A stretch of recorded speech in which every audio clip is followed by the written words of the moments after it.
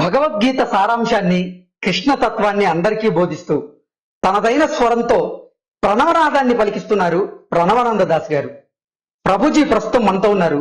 పలు ఆధ్యాత్మిక పరమైనటువంటి అంశాల మీద ప్రభుజీతో చర్చించేటువంటి ప్రయత్నం చేద్దాం. ప్రభుజీ నమస్తే.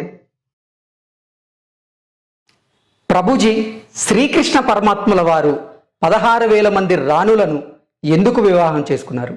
మనకి అసలు ఎందుకు శ్రీకృష్ణుడు 16,000 మందిని వివాహం చేసుకున్నారు ఒక విషయాన్ని మనం అర్థం చేసుకోవాలి. ఇప్పుడు నరక చతుర్దశి వస్తుంది.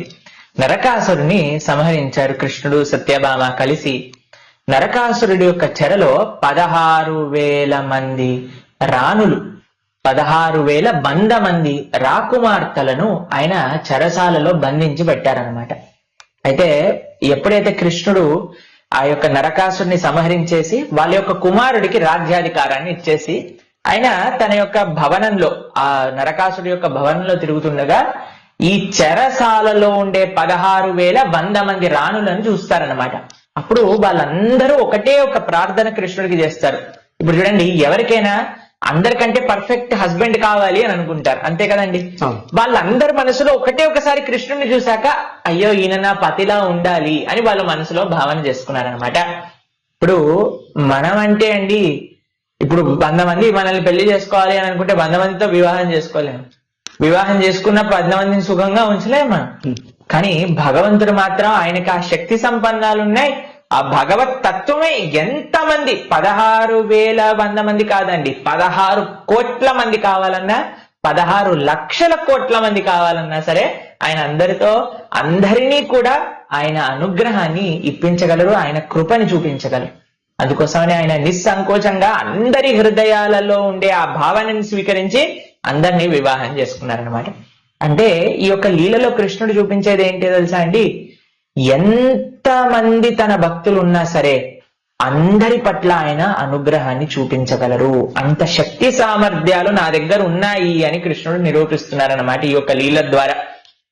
మరి 16,000 మంది మీరు ఎప్పుడైనా విన్నారా? ఎప్పుడైనా కృష్ణుడి యొక్క 2-3 వైఫ్ డైవర్స్ ఫైల్ చేశారనో, లేదా 2-3 వాళ్ళ ఇంట్లో గొడవలు అవుతున్నాయనో అలా ఎప్పుడైనా విన్నామండి? లేదు.